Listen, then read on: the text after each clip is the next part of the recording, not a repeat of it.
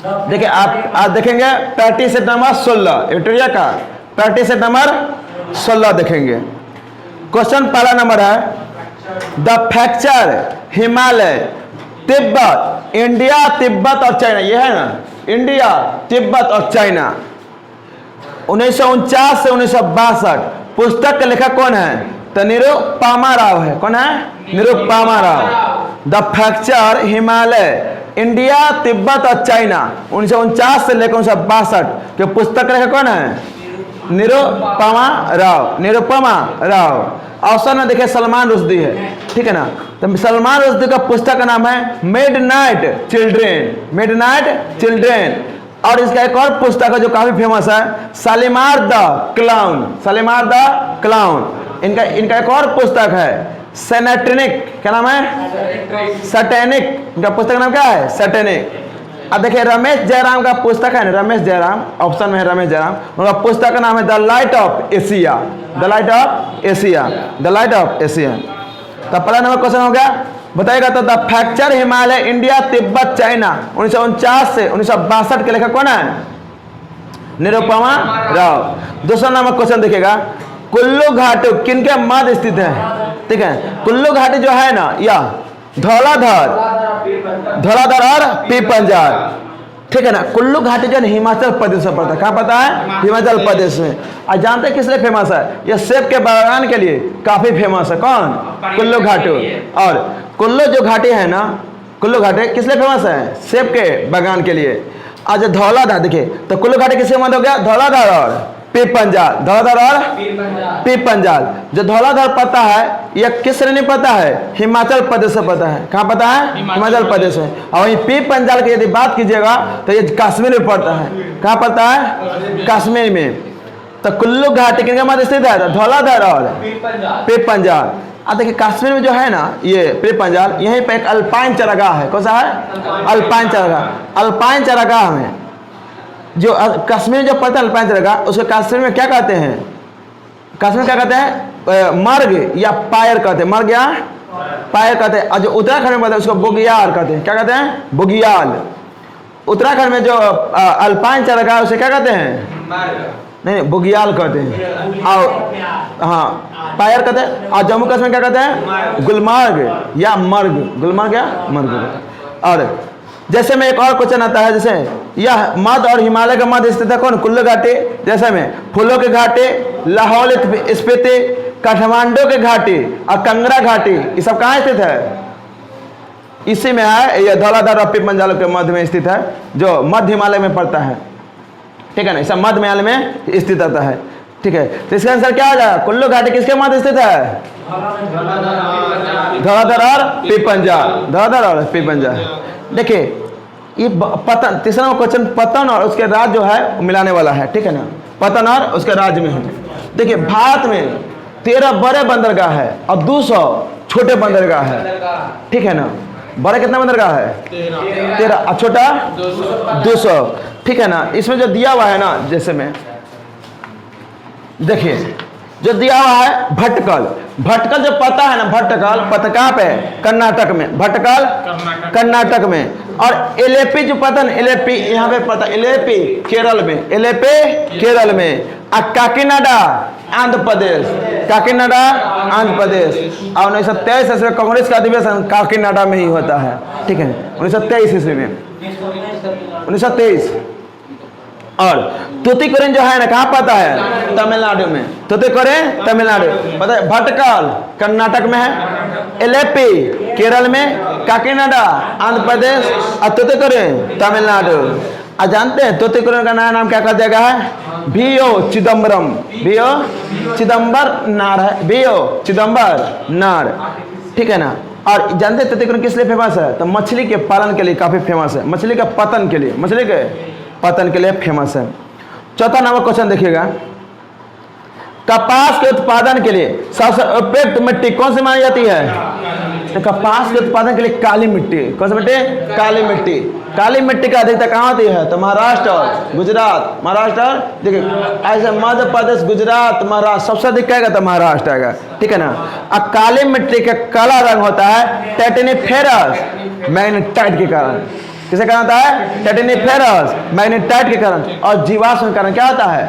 इसका रंग काला होता है। और काली मिट्टी किससे बनती है? तो बेसाल्ट के बेसाल्ट चट्टान के टूटने फूटने से काली मिट्टी का निर्माण होता है, ठीक है ना। और काली मिट्टी में आयरन, चूना और एल्युमिनियम और मैग्नीशियम क्या होती है? बहुलता होती है, अधिकता होती है। और काली मिट्टी में किसी कमी होती है? तो नाइट्रोजन, फास्फोरस और ह्यूमस की क्या होती है? कमी होती है। तो बताए कपास के उत्पादन के सबसे उपयुक्त मिट्टी कौन सा है? काली मिट्टी। कौन सा है? काली मिट्टी। काली मिट्टी का काला रंग किसके कारण? टेटिनिफेरस मैग्नेटाइट के कारण। टेटिनिफेरस मैग्नेटाइट और जीवाश्म के कारण होता है। अब देखिए जो लाल मिट्टी होता है ना, लाल मिट्टी का लाल रंग किसके कारण होता है? लौ ऑक्साइड के कारण। किसके कारण? लौ ऑक्साइड। सब क्षेत्र में कौन सा होती है? लाल मिट्टी होता है, ठीक है ना। इस क्षेत्र में कौन सा मिट्टी होता है? रेगोर मिट्टी। कौन सा मिट्टी? जलोढ़ मिट्टी बोलते हैं, ठीक है ना। काली मिट्टी को ही रेगोर मिट्टी बोलते हैं बाबू, ठीक है ना। काली मिट्टी कौन सा मिट्टी बोलते हैं? रेगोर मिट्टी। यहाँ पर कौन सा मिट्टी होता है? जलोढ़। कौन सा? जलोढ़। और केरल के क्षेत्र में कौन सा मिट्टी? लेटराइट मिट्टी। कौन सा मिट्टी? लेटराइट मिट्टी, ठीक है। तो मसाला का उत्पादन के लिए सबसे अच्छा मिट्टी कौन सा होता है? लेटराइट मिट्टी। कौन सा मिट्टी? लेटराइट। 5वां नंबर क्वेश्चन देखिएगा, दिए गए विकल्प में कौन सा राज्य नर्मदा घाटी का भाग नहीं है? ठीक है ना। देखिए नर्मदा नदी जो निकलती है ना, नर्मदा नदी, यह अमरकंटक का पाए से निकलती है मध्य प्रदेश और देखिए महाराष्ट्र होते हुए और गुजरात होते हुए खंभात की खाड़ी में गिर जाती है, ठीक है ना। गुजरात होता है, गुजरात में जाता नहीं है। देखिए अमरकंटक के पहाड़ी मध्य प्रदेश से निकलती है, अमरकंटक के पहाड़ी, और महाराष्ट्र और गुजरात होते हुए खंभात की खाड़ी में गिर जाती है, ठीक है ना। आया 1312 किलोमीटर। कितना किलोमीटर है? 1312 किलोमीटर है। बताया था नर्मदा नदी की लंबाई कितना है? 1312 मीटर। अब बताइए था यहाँ पर, देखिए यहाँ पर देखिए, ठीक है ना। देखिए ना, और अरब सागर में गिरने वाली नदी कौन कौन सा है? तो नर्मदा हो गया, और साबरमती, भरतपुजा, मांडवी और जुआरी, पेरियार। कौन सा गया? पेरियार। ये सब किस में गिरता है? अरब सागर में पानी गिराता है। कहाँ गिरता है? अरब सागर में। और देखिए 6 नंबर क्वेश्चन देखिए, 6 नंबर, कौन सा सम्मिलित नहीं है चुनना है? देखिए स्वर्ण क्रांति फल उत्पादन से है, सही है। फल स्वर्ण क्रांति जो है ना फल उत्पादन से है। आज जानते हैं स्वर्ण क्रांति का जनक मानते हैं निरपक्ष तुतेज को मानते हैं। किसे मानते हैं? निरपक्ष तुतेज। स्वर्ण क्रांति का जनक निरपक्ष तुतेज। ऑप्शन में एक और चीज है, तो इसका आंसर पता लग गया ना। स्वर्ण क्रांति का जनक तुतेज, निरपक्ष तुतेज। अब देखिए कौन सम्मिलित नहीं इसको चुना है? तो नीली क्रांति किसे? उर्वरक से होता है? नहीं, मत्स्य से होता है। नीली क्रांति मत्स्य से होता है। आप देखिए नीली क्रांति के जनक मानते हैं अरुण कृष्णन को मानते हैं। नीली क्रांति के जनक अरुण कृष्णन को मानते हैं। लिख लीजिएगा, नीली क्रांति का जनक अरुण कृष्णन को मानते हैं। किसे मानते हैं? अरुण कृष्णन। पेज में लिखा लीजिए, यहाँ पे खोल के पूछता है सब। और पीली क्रांति जो होता है ना, किसे है? तिलहन से है। किसे है? तिलहन से, मानेंगे बस, तिलहन से है, ठीक है ना। तिलहन से पीली क्रांति किसे है? तिलहन से है। और देखिए मत्स्य उत्पादन होता है, नीली क्रांति मत्स्य उत्पादन से। अरुण कृष्णन इसके जनक है, नीली क्रांति का जनक अरुण कृष्णन। अब देखिए उर्वरक क्रांति, देखिए उर्वरक जो होता है ना भूरी क्रांति से है। उर्वरक उत्पादन भूरी क्रांति से। किसे है? भूरी क्रांति। और जो अंडा उत्पादन दिया है ये किसे है? रजत क्रांति। रजत क्रांति का जनक किसे मानते हैं? इंदिरा गांधी को मानते हैं। किसे मानते हैं? इंदिरा गांधी। रजत क्रांति का जनक इंदिरा गांधी को मानते हैं। एक और ऑप्शन में लिख लीजिएगा, देखिए गुलाबी, जो गुलाबी होता है गुलाब क्रांति किसे? झींगा उत्पादन से। गुलाबी क्रांति के जनक मानते हैं दुर्गस पटेल। किसे मानते हैं? दुर्गस पटेल। गुलाबी क्रांति के जनक दुर्गस पटेल को मानते हैं। फिर से बताइएगा तो रजत क्रांति के जनक इंदिरा गांधी, गुलाबी क्रांति का जनक दुर्गस पटेल, और अब बताइए स्वर्ण क्रांति का जनक निरपक्ष तुतेज, निरपक्ष तुतेज। और नीली क्रांति का जनक अरुण कृष्णन। किसे कहते हैं? अरुण कृष्णन।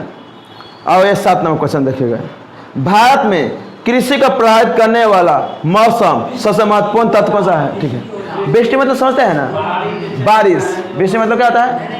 वृष्टि मतलब बारिश से नहीं ना, क्या होता है? बारिश। देखिए वृष्टि, देखिए भारत में जब है ना, जब पश्चिम विश्व से, ठीक है ना, वृष्टि मतलब बारिश होता है, ठीक है। पश्चिमी विश्व से घुसते हैं ना तो यहाँ पर ऊंचे ऊंचे पहाड़ी है, ठीक है ना। जैसे में कौन सा हो गया, जैसे नीलगिरी के पहाड़ी हो गया, अन्नावाला के पहाड़ी हो गया, ठीक है ना। आइए ऊंचे ऊंचे पहाड़ी होने के कारण तमिलनाडु के क्षेत्र में वर्षा नहीं हो पाता है, यानी इस तरफ छाया ही रह जाता है, यानी कि विस्तृत छाया में इस क्षेत्र क्या होता है, वर्षा नहीं हो पाता। इस क्षेत्र को काफी फल का काफी नुकसान होता है, फल को नुकसान होता है। तो वही क्वेश्चन दिया था, भारत में कृषि को प्रभावित करने वाला मौसम सबसे महत्वपूर्ण कौन तत्व होता है, वृष्टि। वृष्टि मतलब क्या होता है, बारिश, कहता है बारिश होता है, यानी इधर बारिश कब हो जाता है, इधर होता है सूखा पड़ जाता है, ठीक है वृष्टि। आइए 8 नंबर क्वेश्चन देखिएगा, पृथ्वी के उद्गम की नोबेल परिकल्पना किसने दिया था। तो देखिए जर्मनी के दार्शनिक थे इमैनुअल कांट। पृथ्वी के उद्गम की नोबेल परिकल्पना किसने दिया था, इमैनुअल कांट ने दिया था। कौन दिया था, इमैनुअल कांट ने दिया था, जो जर्मनी के दार्शनिक थे,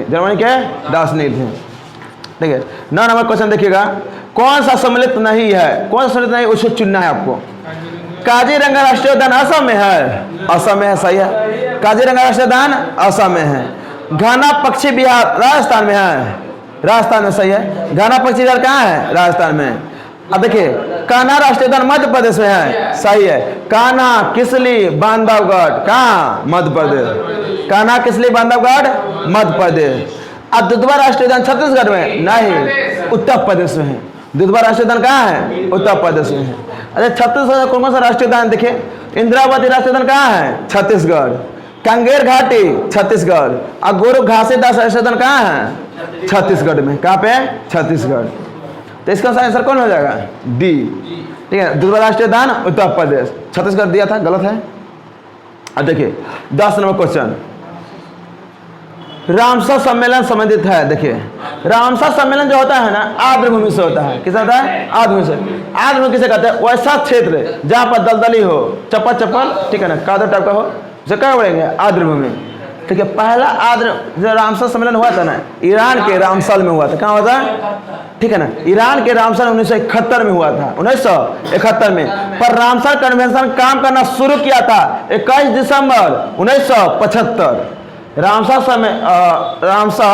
कन्वेंशन काम करना शुरू कब किया था, 21 दिसंबर 1975, 21 दिसंबर 1975, 21 दिसंबर 75। और कहेगा वही भारत रामसर में कब शामिल हुआ था, 1 फरवरी 1982। भारत कब शामिल हुआ था, 1 फरवरी 1982 को, 1 फरवरी 1982।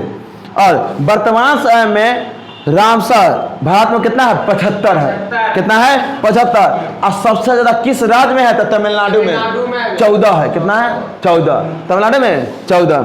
तो बताइएगा तो क्वेश्चन ना, रामसर सम्मेलन किससे संबंधित है, आर्द्रभूमि से। पहला रामसर कहाँ होता है, ईरान के शहर रामसर में होता है। और रामसर कन्वेंशन स्टार्ट काम करना शुरू कब कर देता है, 22 दिसंबर 1975, 22 दिसंबर 1975, सॉरी 21 दिसंबर, लिखिएगा 21 दिसंबर। और भारत कब शामिल होता है, 1 फरवरी 1982 को। और आर्द्रभूमि दिवस कब मनाते हैं, 2 फरवरी को मनाते हैं। आर्द्रभूमि दिवस 2 फरवरी को मनाते हैं। अब भारत का सबसे बड़ा आर्द्रभूमि कौन सा है, सुंदरवन है। भारत का सबसे बड़ा आर्द्रभूमि सुंदरवन। और सबसे छोटा आर्द्रभूमि कौन सा है, रेणुका हिमाचल प्रदेश। कौन सा है, रेणुका हिमाचल प्रदेश, रेणुका हिमाचल प्रदेश। इसका क्वेश्चन होगा तब बताए सबसे ज्यादा आर्द्रभूमि वाला देश कौन सा है, यूके। कौन सा है, यूनाइटेड किंगडम। और उसके बाद हाँ, सबसे ज्यादा किसमें है, यूनाइटेड किंगडम। उसके बाद मैक्सिको। कौन है, मैक्सिको, ठीक है ना। सबसे ज्यादा यूके में यूनाइटेड किंगडम है, ठीक है। 175 है उसमें, 175 है। 11 नंबर देखिए क्वेश्चन, दिए गए विकल्प में कौन वैश्विक तापमान के लिए उत्तरदायी नहीं होता है। दिए गए विकल्प में कौन सा वैश्विक तापमान के लिए उत्तरदायी नहीं होता है। जो ऑर्गन होता है ना, वैश्विक तापमान के लिए उत्तरदायी नहीं होता है। क्या है, अक्रिय गैस है। बाकी जलवाष्प मीथेन क्या है, तापमान के लिए। हाँ, यदि वायुमंडल में क्या गैस कौन पाया जाता है, ऑर्गन पाया, 18%, ठीक है ना। सोचा कौन पाया है, तो ऑर्गन, ठीक है। पृथ्वी पर रेडॉन, ज्वालामुखी से कौन सा गैस निकलता है, रेडॉन निकलता है। वायुमंडल में नहीं पाया था, वायुमंडल। हाँ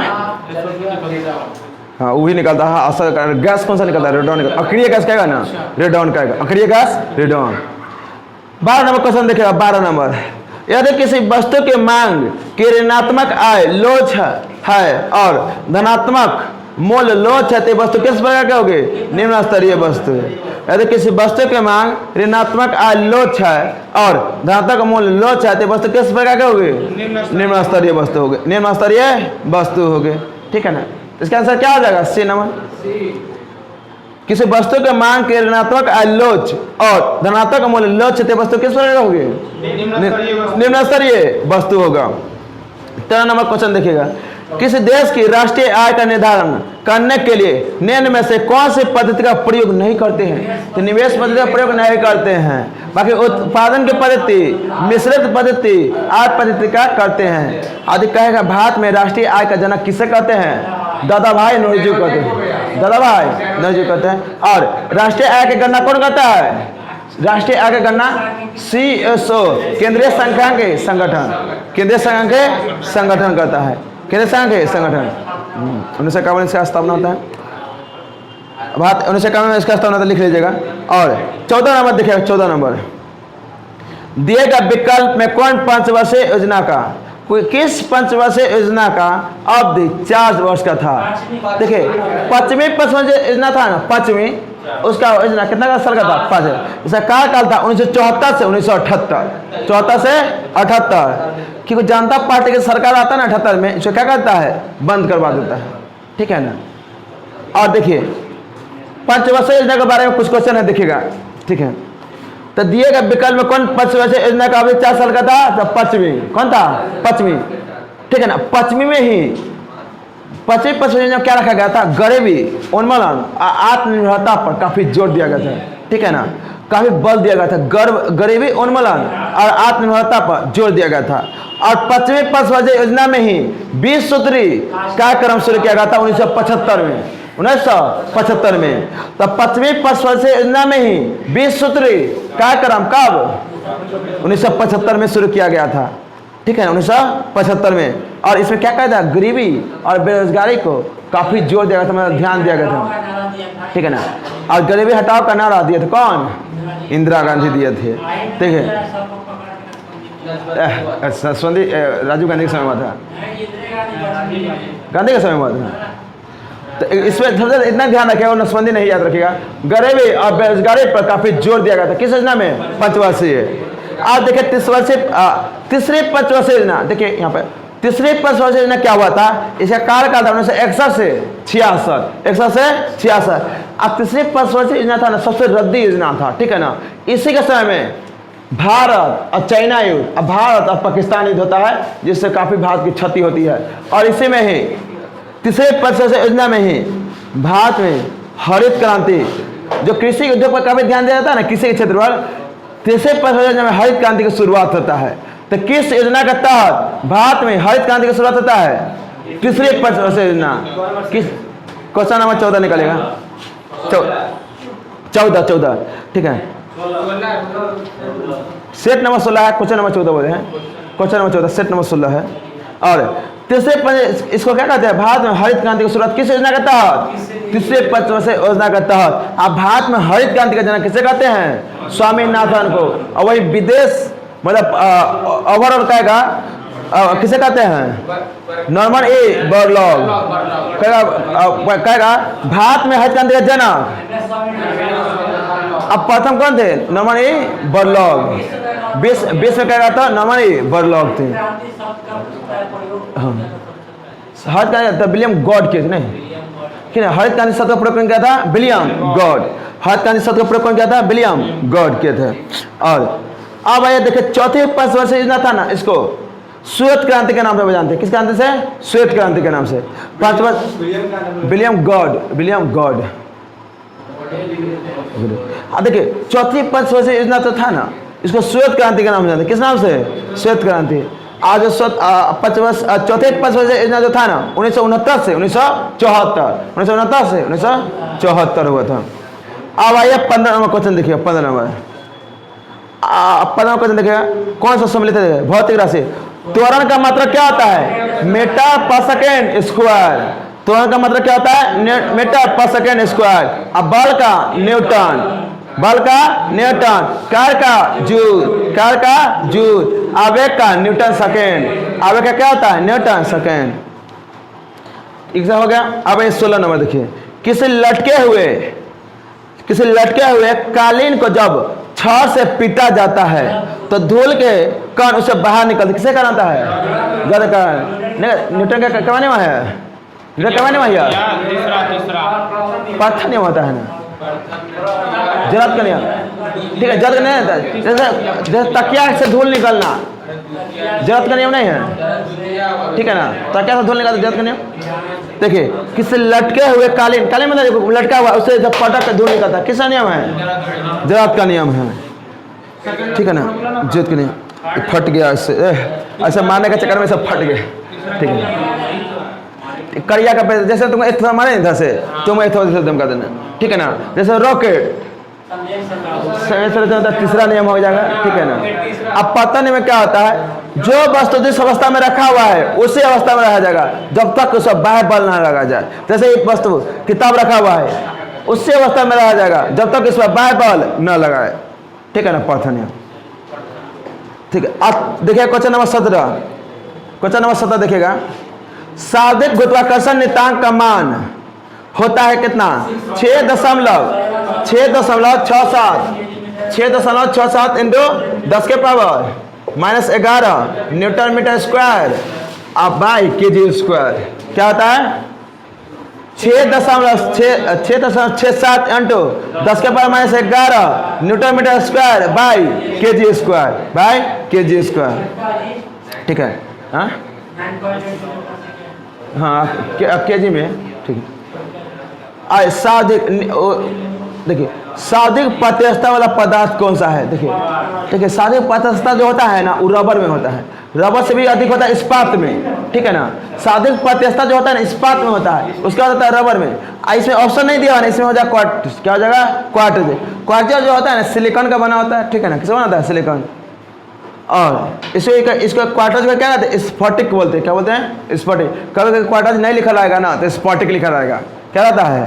स्फटिक, ठीक है। तो इसका आंसर क्या हो जाएगा? क्वार्टर्स। 19 नंबर देखिएगा, किसी विशिष्ट उष्मा यानी कि स्पेसिफिक हीट के संबंध में कौन सा कथन सत्य नहीं है, उसको चुनना है। देखिए, उष्मा का मात्रा क्या होता है? जूल किलोग्राम होता है। क्या होता है? Joule kilogram. इसका मात्रा जितना कैलोरी किलोग्राम सेल्सियस में होता है। और किसी पदार्थ के विभिन्न द्रव्यमान विशिष्ट उष्मा के समान होता है। सही बात है, सही है। अब इसका एक और देखिएगा, विशिष्ट उष्मा पदार्थ की प्रकृति पर निर्भर नहीं करती है, निर्भर करती है, प्रकृति में तो ही निर्भर करती है, ठीक है। तो अब विशिष्ट उष्मा का संबंध कौन सा कथन सत्य नहीं है? तो पहला नंबर ही गलत हो गया। विशिष्ट उष्मा पदार्थ की प्रकृति पर निर्भर नहीं करती है, करती है, ठीक है, करती है। अब देखिए क्वेश्चन नंबर 20, क्वेश्चन नंबर 20 कितना में देखेंगे? क्वेश्चन नंबर 20 देखिए, 20 क्या कहता है, तो इनके नहीं दे रहा। देखिए 20 क्या कर रहा है? निम्न में कौन सा एरोसोल का उदाहरण नहीं है? देखिए, ठीक है, एरोसोल का जो उदाहरण है, देखिए, ठोस होता है, एक होता है द्रव, एक होता है गैस, ठीक है ना, ठोस द्रव गैस। जब गैस से द्रव में बदले तो भी क्या है? एरोसोल। क्या है? एरोसोल। जैसे गैस से द्रव में, जैसे क्या होता है? कोहरा। क्या होता है? कोहरा, बादल, कुहासा, ये सब क्या है? एरोसोल का उदाहरण है। कुहासा क्या होता है? कुहासा, ठीक है ना। और द्रव से ठोस में बदले, द्रव में ठोस में बदले, ये क्या होता है? एरोसोल। क्या होता है? एरोसोल। जैसे क्या होता है? कीचड़। क्या होता है? कीचड़। मान लीजिए कीचड़ में है ना, एकदम लप पानी है, कादो लग गया हुआ है, धूप हो गया, एकदम ठोस में बदल जाएगा, नहीं जब टाइट होता बच जाए, वो भी किसका उदाहरण है? एरोसोल का उदाहरण है। जैसे कीचड़, क्या हो गया? कीचड़। अब मिल्क ऑफ मैग्नीशिया भी, milk of magnesia, milk of magnesia भी, मैग्नीशिया भी, ठीक है ना। और जब गैस से ठोस में बदले, वो भी किसका उदाहरण है? एरोसोल का। किसका है? एरोसोल का उदाहरण है। क्या है? एरोसोल का।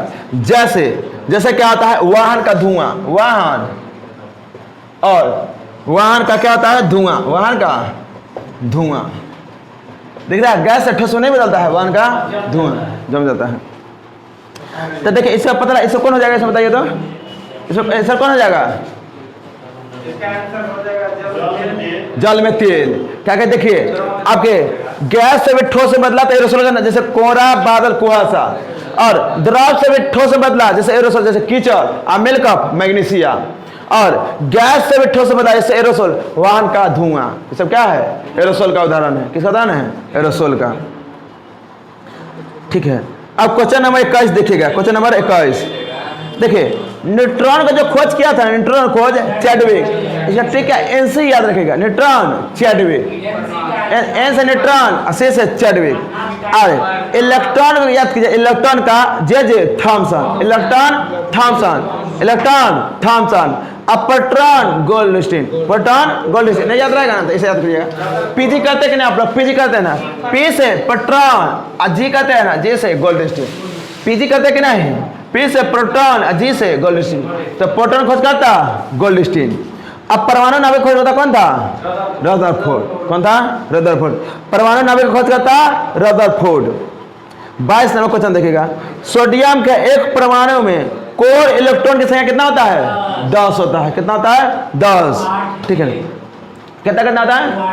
2 8 1 होता है, बाकी इसको हमें निकालने नहीं होता।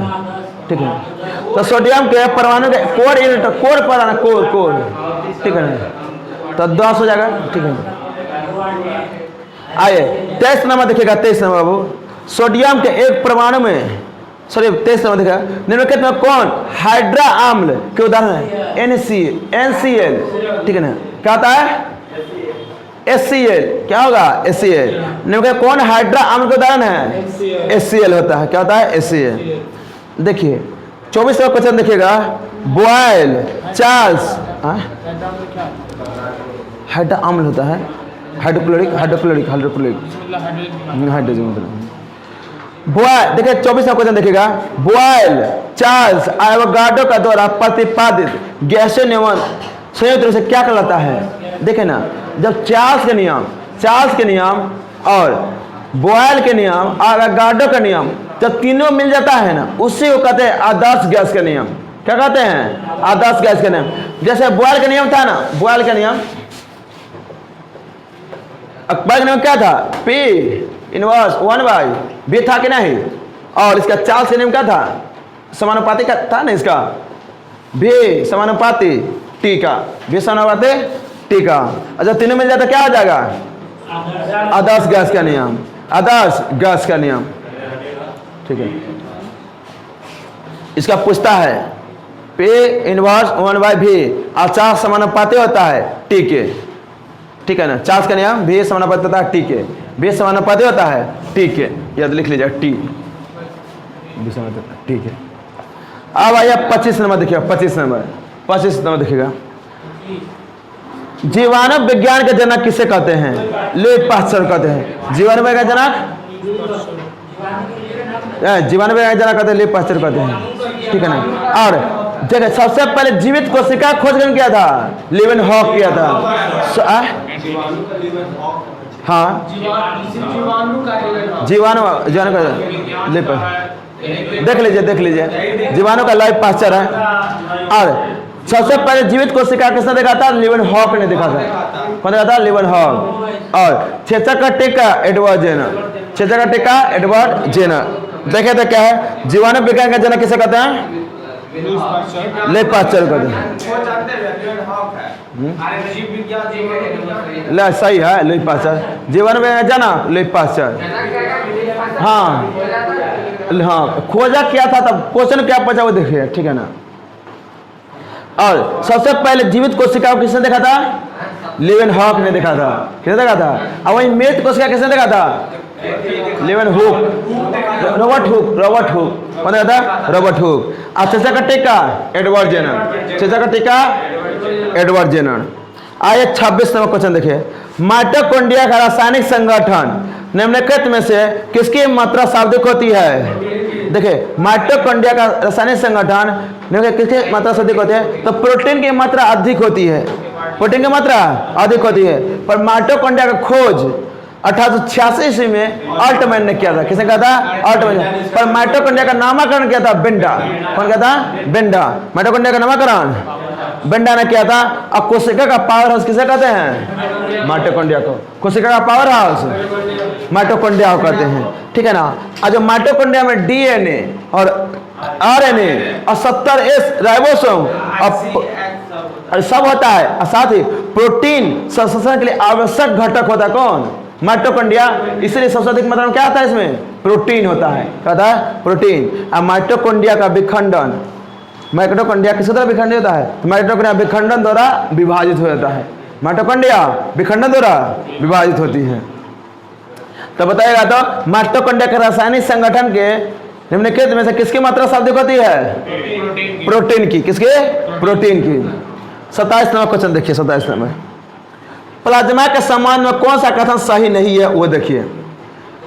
पता है कि प्लाज्मा रक्त का तरल मैग्नेटिक भाग होता है, सही है? तरल नहीं होता है, तरल भाग होता है। और जानते हैं रक्त का 60% भाग होता है, रक्त का 60%। और उस 60% में 90% क्या होता है? जल होता है। क्या होता है? जल होता है। और 7% प्रोटीन होता है। 7% प्रोटीन 60% में से 90% जल और 7% क्या होता है? प्रोटीन होता है, ठीक है ना। और जब प्लाज्मा में से फाइब्रिनोजेन नामक प्रोटीन निकाल लिया जाता है, ठीक है ना। फाइब्रिनोजेन नामक प्रोटीन जब निकाल लेते हैं तो किसे क्या कहते हैं? सीरम कहते हैं। सीरम नहीं देखा हुआ? हाँ, जब प्लाज्मा में से फाइब्रिनोजेन नामक प्रोटीन निकाल लेते हैं तो उसे क्या कहते हैं? सीरम कहते हैं। क्या कहते हैं? सीरम। क्या हुआ? ठीक है ना, ठीक है। हम देखे नया डब्बा देखे हैं, ठीक है, ठीक है। जीवन दोनों दिया, ठीक है। लोई पास्चर और लिवन हॉक, ठीक है भाई। हम नेटवर्क छत मार के लिखे हैं, ठीक है। लिवी पास्चर ही दिया था, हम 2-3 बार मारे, ठीक है। पास्चुरेशन किया था सर, उसके नीचे देखिए लूसेंट में भी होगा, नीचे में इसका लिवन हॉक भी होगा, ठीक है ना। ठीक है, आयत देखिए, ठीक है। तब प्लाज्मा का समय कौन सा कथन सही नहीं है? तो ये रक्त का तरल मैग्नेटिक भाग होता है। ये रंगीन होता है ना यार, ठीक है। और इसमें रक्त कणिका होती है? नहीं, इसमें रक्त कणिका नहीं होती, तरल भाग होता है यार। और इसे फाइब्रिनोजेन नामक प्रोटीन पाई जाती है। तब ना फाइब्रिनोजेन नामक प्रोटीन निकाल लेते हैं, इसको क्या कहते हैं? सेरम कहते हैं। क्या कहते हैं? सेरम। और जब प्लाज्मा होता है ना, ये पचे भोजन और हार्मोन को शरीर में क्या करता है? संवहन करता है, ठीक है। जीव विज्ञान का जनक अरस्तु है। जीव विज्ञान का जनक अरस्तु।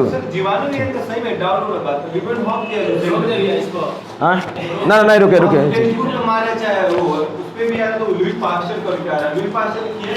ठीक, हम नेट पर देखे थे,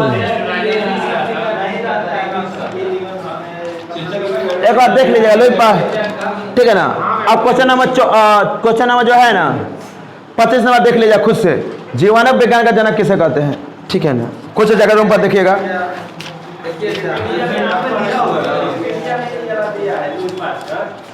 हाँ,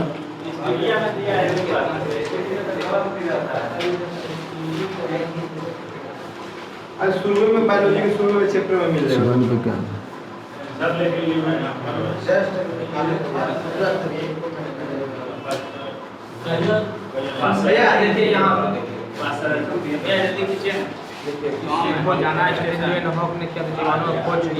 जीवाणु खोज लेवन हक इसका पास्चुरेशन,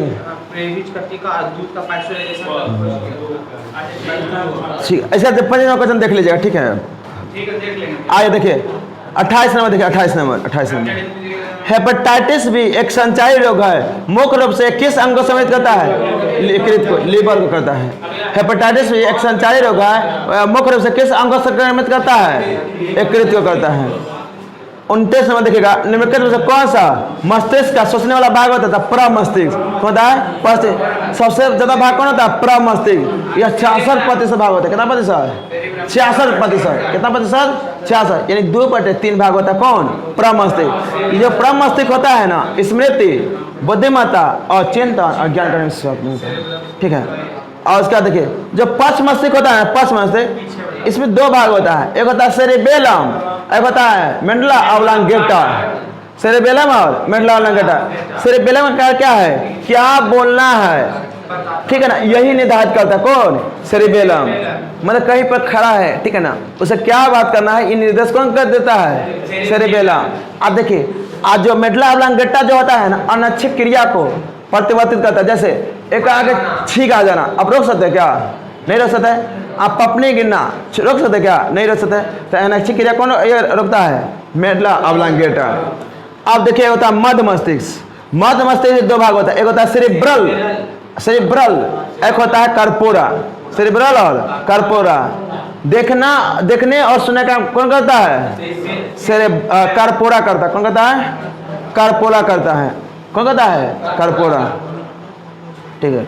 अब 31 नंबर देखिएगा, 30 नंबर, ग्राम सभा संबंधी प्रावधानों का उल्लेख किस अनुच्छेद के अंतर्गत किया गया है, 243 का ए, 243 का ए। ग्राम सभा संबंधी प्रावधानों का उल्लेख किस अनुच्छेद के अंतर्गत किया गया है, 243 का ए। अब क्या पंचायत का गठन, 243 का बी, पंचायत का गठन 243 का बी। अब क्या पंचायत की संरचना सी, 243 का सी। वही के स्थानों में आरक्षण डी, 243 का डी, ठीक है ना। तो ग्राम सभा संबंधी प्रावधानों का उल्लेख किस अनुच्छेद के अंतर्गत किया गया है, 243 का ए, ठीक है। अब 31 देखिए, क्या डी, आरक्षण, मतलब स्थानों का आरक्षण। आइए 31 देखिएगा, सी में है पंचायत की संरचना, पंचायत की संरचना, सी में पंचायत की संरचना। आप किताब नहीं लिए हैं, देखो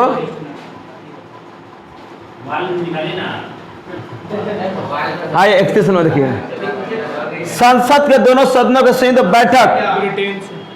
तो बतिया था कितना है रे, कोई ना, शांति रहो, बतिया कर रहा है, ठीक है ना, बस आइए आइए हल्ला देखो, तेज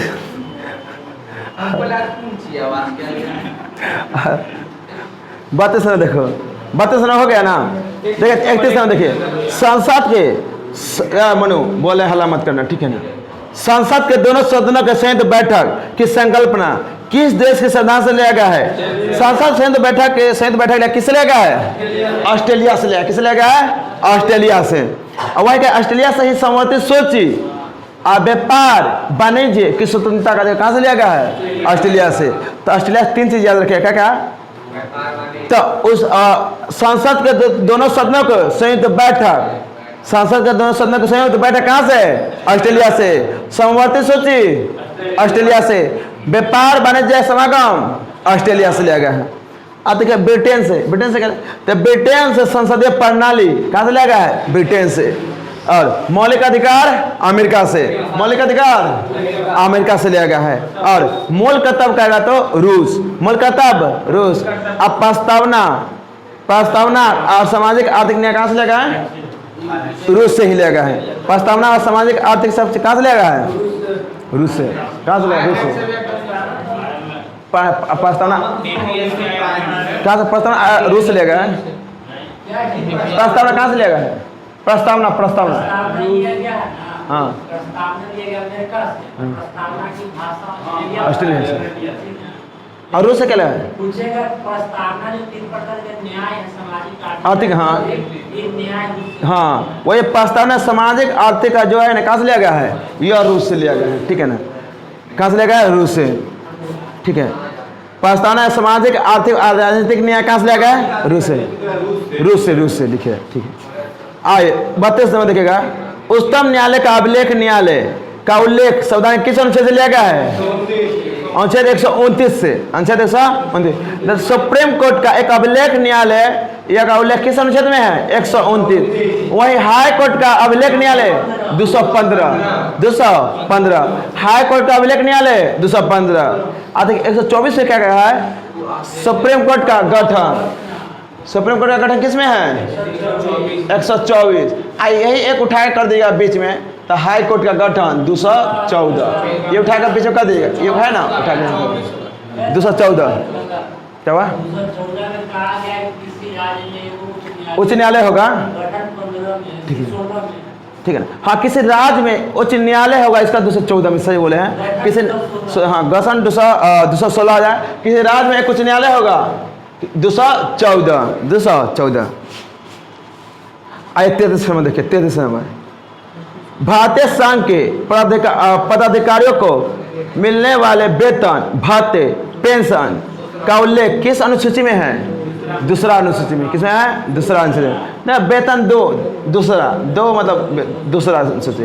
तो भारतीय संघ के पदाधिकारियों को मिलने वाले वेतन भत्ते पेंशन आदि का उल्लेख किस अनुसूची में है? दूसरा में है। अब तीसरा अनुसूची में क्या है जानते हैं? शपथ। तीसरा अनुसूची में क्या है? शपथ। बाकी तीन को छोड़कर राष्ट्रपति, उपराष्ट्रपति और राज्यपाल को छोड़कर राष्ट्रपति का शपथ अनुच्छेद 60 में है, और वही उपराष्ट्रपति का अनुच्छेद 69 शपथ क्या में है? अनुच्छेद 69। और वही गवर्नर यानी राज्यपाल का शपथ 159 में है। राज्यपाल का शपथ 159 में है। तो बताइए राष्ट्रपति का शपथ आर्टिकल यानी अनुच्छेद में है, अनुच्छेद 60। और वही उपराष्ट्रपति का 69, और वही का गवर्नर का यानी राज्यपाल का 159। अब देखिए चौथा अनुसूची में क्या कहा है? राज्यसभा में सीटों का आवंटन। राज्यसभा में सीटों का आवंटन क्या अनुसूची में है? यह चौथा। और सतवां अनुसूची में क्या है? शक्ति का विभाजन, यानी कि संसति, राष्ट्रसूची और सम्मति सूची। संसूची, राष्ट्रसूची और सम्मति सूची, और अवशिष्ट सूची भी है। कौन सा है? अवशिष्ट सूची। अब आइए 35 नंबर देखिए, सॉरी 34 नंबर देखिए, राजभाषा उल्लेख संविधान के किस भाग में है? भाग 17। राजभाषा उल्लेख किस भाग में है? 17। अब कहेगा निर्वाचन अनुच्छेद भाग 15। निर्वाचन भाग 15। और 324 से 329 और भाग 18 में आपात उपबंध है। भाग 18 में आपात उपबंध। और भाग 20 में संविधान संशोधन। भाग 20 में संविधान संशोधन। बता संविधान संशोधन कहाँ से लिया गया है?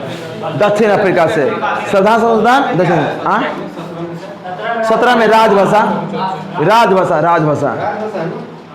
17 में राजभाषा। आप देखिए वही कहेगा राष्ट्रपति के निर्वाचन और महाभियोग कहाँ से लिया गया है? अमेरिका से। राष्ट्रपति का निर्वाचन और महाभियोग अमेरिका से। अब आपात उपबंध कहाँ से लिया गया है? जर्मनी से। आपात उपबंध जर्मनी से, हाँ बीमर संविधान से, जर्मनी का बीमर संविधान से। ठीक है, आइए 35 नंबर देखिएगा। तो राजभाषा का किस भाग में है? 17। ठीक है, इसका आंसर भाग 17। संविधान के प्रस्तावना में इनमें से क्या उल्लेखित नहीं है? तो 3 गो चीज है, ठीक है ना, आर्थिक, राजनीतिक न्याय और सामाजिक न्याय। देखिए भारत के संविधान में एक प्रकार क्या है? बंधुता है। एक बंधुता, और 2 समानता, प्रतिष्ठा और अवसर की समानता। 3 प्रकार का न्याय, सामाजिक, आर्थिक और राजनीतिक न्याय। अब 5 प्रकार का स्वतंत्रता, जैसे विश्वास की, अभिव्यक्ति की, धर्म की, विश्वास की और उपासना की। और उपासना तो विश्वास, धर्म, अभिव्यक्ति और विश्वास और उपासना। ठीक है ना। तो 5 में क्या है? स्वतंत्रता। 1 प्रकार की बंधुता, 2 प्रकार की समानता, 3 प्रकार का न्याय और 5 प्रकार का स्वतंत्रता। 5 प्रकार का स्वतंत्रता। तो इसका आंसर क्या हो जाएगा? धार्मिक न्याय नहीं होगा। ठीक है, आइए 36 नंबर देखिएगा। संविधान के किस संशोधन द्वारा सहकारी समिति शब्द को जोड़ा गया था? ठीक है, देखिए संविधान के किस संशोधन सहकारी समिति को जोड़ा गया था? 97वां संविधान संशोधन 2011। 97वां संविधान संशोधन 2011। इसमें क्या क्या जोड़ा गया था? इसमें भाग मतलब अनुच्छेद 19 के अंतर्गत सहकारिता समिति को भी जोड़ा गया, और साथ ही अनुच्छेद 43 के ख, ठीक है ना। अब भाग 9 के ख जोड़ा गया। 9 के ख में 43 से जो है ना, य के ज से य के यन तक इसको जोड़ा गया था। किस अनुच्छेद, किस संविधान संशोधन के तहत? 97वां संविधान संशोधन 2011। अब देखिए 2 चीज फंसा था, खूब क्वेश्चन है। 43 का जो ख जोड़ा गया था ना, यह 97वां संविधान संशोधन 2011 के तहत, वहीं 43 का जो क जोड़ा गया, 43 का क, ठीक है ना, यह जोड़ा गया था 42वां संविधान संशोधन 1976 के तहत। 43 के क 42वां संविधान संशोधन 1976, वहीं 43 के ख 97वां संविधान संशोधन 2011, ठीक है ना, 2011। और 43 से कम ही नहीं है, उद्योग और प्रबंधों पर जो काम करवाया जाएगा वो है, ठीक है। और देखिए 42वां संविधान संशोधन 1976 में क्या क्या हुआ था। 42वां संविधान संशोधन 1976 को लघु संविधान भी कहते हैं। क्या कहते हैं? लघु संविधान, क्या कहते हैं? मिनी कॉन्स्टिट्यूशन भी कहते हैं। और इसके अंतर्गत भाग 4 का क जोड़ा गया था, भाग 4 का क और 14 का क, भाग 4 का क और 14 का क किस संविधान संशोधन के द्वारा भाग 4 का क और भाग 14 का जोड़ा गया है? 42वां संविधान संशोधन 1976 के तहत। और साथ ही इसमें भाग 9 भी जोड़ा गया था, भाग 9 और अनुच्छेद 51 के क भी जोड़ा गया था। कितना संविधान संशोधन? 42वां संविधान संशोधन 1976, ठीक है। अब देखिए 44वां संविधान संशोधन। 44वां संविधान संशोधन के तहत संपत्ति के अधिकार को, यानी जो मौलिक अधिकार था ना, संपत्ति का अधिकार, और 19 के एफ के तहत अनुच्छेद 31 के तहत जो मौलिक अधिकार था उसको समाप्त करके 300 का क के तहत कानूनी अधिकार दे दिया गया। 300 का के तहत कानूनी अधिकार दे दिया गया, ठीक है। तो ठीक है। और 73वां बहुत सी जुड़ा गया था, ठीक है ना, बहुत सारी चीज 44 में। और 73वां संविधान संशोधन 1993 के तहत क्या हुआ था? पंचायती राज जुड़ा गया था। पंचायती राज में कितना विषय है? 29 विषय। कितना है? 29। 73वां संविधान संशोधन 1993 के तहत पंचायती राज जुड़ा गया, ठीक है। तब बताया गया था सहकारी समिति जुड़ा गया था किस संविधान संशोधन के तहत? 97वां संविधान संशोधन 2011। 37 देखिएगा, निम्नलिखित में किस संतुति पर भारतीय संविधान में मौलिक कर्तव्य को शामिल किया गया था? संविधान स्वयं समिति। कब? 42वां संविधान संशोधन 1976, ठीक है ना। और कितने जोड़ा गया था इसमें? ठीक है ना, जोड़ा गया था 10 को। अब बाद में कौन जोड़ा गया था? 11 में कौन जोड़ा गया था? 6वां संविधान संशोधन 2011 का था, क्या जोड़ा गया था? 6 से 14 वर्ष के बच्चों को निःशुल्क शिक्षा उपलब्ध कराया जाएगा। 6वां संविधान संशोधन 3 था ना, हो 6वां संविधान संशोधन 3 था ना, जो 6वां संविधान 2 था, 6वां 2 6वां 2। आज देखिए भारत के राष्ट्रपति का महाभियोग कैसे प्रक्रिया है? तो अर्ध न्यायिक प्रक्रिया है। कैसे प्रक्रिया है? अर्ध न्यायिक प्रक्रिया। भारत के राष्ट्रपति का महाभियोग कैसे प्रक्रिया है? अर्ध न्यायिक प्रक्रिया है, ठीक है ना। क्या है? विधायक मतलब विधानसभा किसने स्टार्ट करता है? संसद से ना। क्या राष्ट्रपति में महाभियोग पूछा है ना, किसी भी सदन से लगा सकते हैं ना। हाँ, तो मतलब विधायक प्रक्रिया होना चाहिए। नहीं, अर्ध न्याय एक चौथाई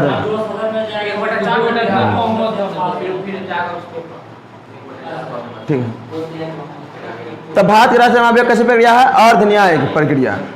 पंचायत चुनाव कराने हेतु निर्णय किसके द्वारा जाता है?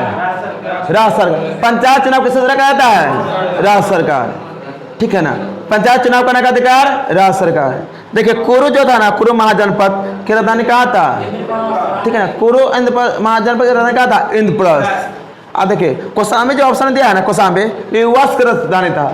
कौशाम्बी का वत्स की राजधानी कहाँ था? कौशाम्बी। आज जो अस्तु दिया है ना, बताएगा तो श्रावस्ती। कौशल की राजधानी कहाँ था? श्रावस्ती। आज जो आई छात्र और काम्पिल्य जो था ना, पंचाल की राजधानी था। आई छात्र और काम्पिल्य पंचाल की राजधानी था। कैसा था? पंचाल। बताएगा तो कितने महाजनपद थे? 16 थे। कितने था? 16। दक्षिण भारत में कितना था? 1 था। कौन था?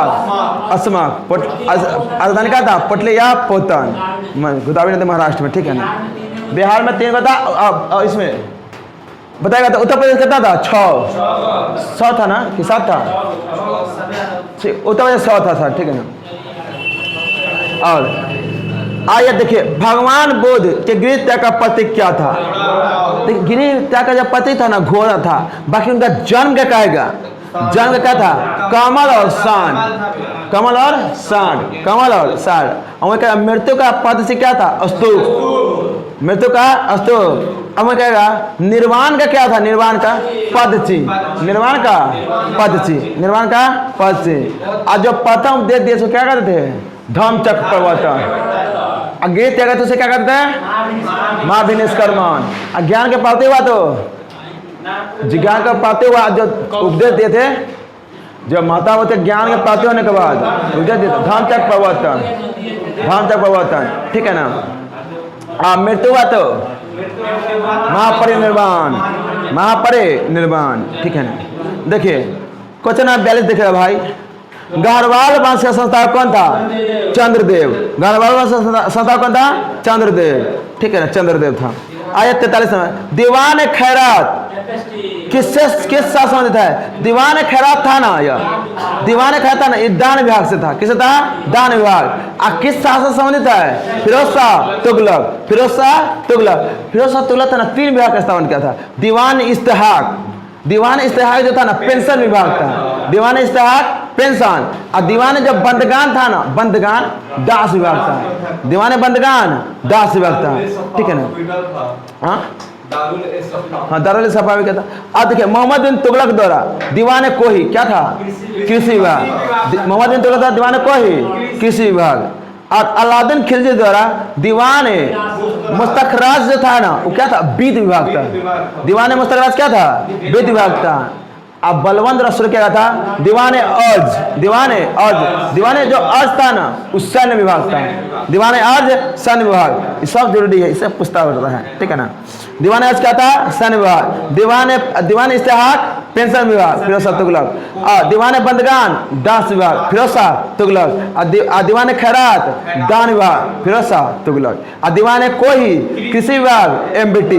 और दीवान मुस्तखराज वित्त विभाग, अलाउद्दीन खिलजी, ठीक है। अब आइए 81 गोलाकार स्तंभ निर्माण विधि किस काल की कला का विशेषता है, मौर्य काल का था। 81 गोलाकार स्तंभ निर्माण विधि किस काल की कला की विशेषता है, मौर्य काल का, ठीक है। किसे, ईरान की तरफ तुलना करते तो उसमें वो क्या था, जो सपाट जैसे 81 माना ब्रेक डाउन होता था इसमें 81 में नहीं, जैसे कोई गोल जैसे पत्थर है, अच्छा गोलाकार जो स्तंभ होता था उससे वो क्या होता था, उसको ये अराया जाता, मौर्य काल का जो अराया जाता था ना, वो क्या होता, डायरेक्ट एक ही पत्थर का होता, ऊपर से लेके नीचे तक। लेकिन वहीं ईरान वाले में था ना, तो नीचे वाला जो उसका सरफेस होता था वो किसी और पत्थर, मतलब कोई दूसरा पत्थर होता था, उसके ऊपर स्तंभ, ये अंतर होता था, समझ गए। 81 गोलाकार जो स्तंभ था ना, एक ऊपर एक और पत्थर होता था, तो किस काल से था, मौर्य काल से था। क्या था, क्या इशारा कर रहा था, और कहने का मतलब एक किला बना देता था, उसके ऊपर एक और किला बना देता था, उसी को बोलते थे 81 गोलाकार स्तंभ, ठीक है ना। एक ऊपर एक ही पत्थर बने हुए, एक ऊपर एक पत्थर, वही ईरानी कला में एक पत्थर नहीं होता, उसमें अलग पत्थर का भी यूज किया जाता है। आइए कुव्वतुल इस्लाम, ठीक है ना। कुव्वतुल इस्लाम मस्जिद कहाँ स्थित है, दिल्ली में। देखिए कुव्वतुल इस्लाम मस्जिद है दिल्ली में। बनवाया कौन था, कुतुबुद्दीन ऐबक 1194 में बनाया था। कब बनाया था, 1194 में। कुव्वतुल इस्लाम मस्जिद दिल्ली में है। आइए किसने बनाया था, कुतुबुद्दीन ऐबक। कब, 1194 में। और जो 2.5 दिन का झोपड़ा था ना, कुतुबुद्दीन ऐबक ने बनवाया है। कहाँ है, अजमेर में। कहाँ पे, अजमेर में। और वही कुतुबुद्दीन ऐबक का राजधानी कहाँ था, लाहौर। राजधानी कहाँ था, लाहौर। और तो लाहौर से कहाँ ले आया, दिल्ली ले आया। कहाँ ले आया, दिल्ली।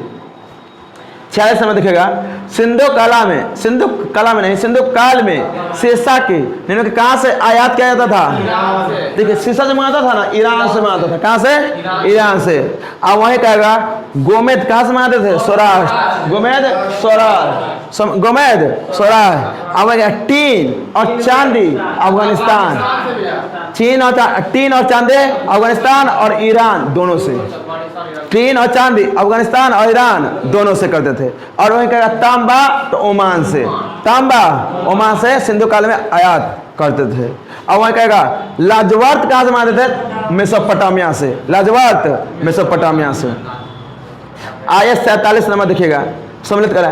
तो शिशुवध प्रतिबंध को लाया था, बेलजली। देखिए बंगाल रेगुलेशन 1795 में शिशुवध पर प्रतिबंध लगा दिया गया था। बाकी इसको संपूर्ण किया गया था बेलजली कार्यकाल में। और वही शिशु बालिका प्रतिबंध कब किया था, तो लॉर्ड विलियम बेंटिक। शिशु बालिका रहेगा, शिशु बालिका तो लॉर्ड विलियम बेंटिक। और सीधे कहेगा शिशुवध प्रतिबंध बेलेजली। 2 शब्द ध्यान दीजिएगा वहाँ जगह हाँ नॉर्मली कहेगा तो लॉर्ड हार्डिंग प्रथम, लॉर्ड हार्डिंग प्रथम। बाकी इस पर काम लॉर्ड डलहौजी भी किए थे नॉर्मली पर, ठीक है, ठीक है, उसमें प्रयास किया गया था। अब देखिएगा सत्य प्रथा 1829 ईस्वी में राजा राम मोहन राय के सहयोग से किसे का काल में लॉर्ड विलियम बेंटिक। और ठगी प्रथा कहेगा तो कर्नल सलीमन के सहायता से लॉर्ड विलियम बेंटिक बंद करते हैं। और दास प्रथा प्रतिबंध होता है 1833 के चार्टर एक्ट के तहत। 1843 में धारा 5 के तहत कौन लॉर्ड एलनब्रो। और हिंदू विधवा पुनर्विवाह होता है 1856 में ईश्वरचंद विद्यासागर के सहयोग से लॉर्ड कैनिंग, हाँ नियम 17 हाँ 1856 को, ठीक है, हाँ बड़ा बंगाल में। आई 48 में देखिएगा भारतीय राष्ट्रीय कांग्रेस का प्रथम मुस्लिम अध्यक्ष कौन था? भारतीय राष्ट्रीय बदरुद्दीन तैयब जी। देखिए कांग्रेस का जब स्थापना होता है ना, कब होता है? 25 दिसंबर 1885, 28 दिसंबर 1885 कहाँ होता है? बम्बई के गोकुल तेजपाल संस्कृत विद्यालय में होता है। और कांग्रेस का जो पहला अधिवेशन होता है ना पुणे में होने वाला होता है, बाकी होता कहाँ है? बम्बई में। और दूसरा अधिवेशन होता है कोलकाता में, और तीसरा अधिवेशन मद्रास में। तो मद्रास में जो होते करते हैं ना बदरुद्दीन तैयब जी करते हैं, प्रथम मुस्लिम रहते हैं, ठीक है, प्रथम मुस्लिम रहते हैं। और पूना सार्वजनिक सभा के संस्थापक कौन थे? तो एमडी रनाडे 1967 में किए थे, 1967 में। पूना सार्वजनिक सभा के संस्थापक कौन थे? एमडी रनाडे 1967 में किए थे। सॉरी 1867 1967 बोलते थे, 1867, ठीक है, आपको अपना तरफ से समझिए कुछ, ठीक है ना, 1867, ठीक है, गलती से निकल गया 1867 आइए, हाँ ठीक है। इनाम कमीशन का जो गठन किया गया है ना 1852 लॉर्ड डलहौजी के समय, ठीक है ना। इनाम कमीशन के किस गवर्नर जनरल के समय हुआ था? लॉर्ड डलहौजी के समय 1852 में। इसमें क्या कहता है? भूमि का रहित जागीर का पता करके क्या कहता है, उसे छीनने का काम किया जाता है, ठीक है ना।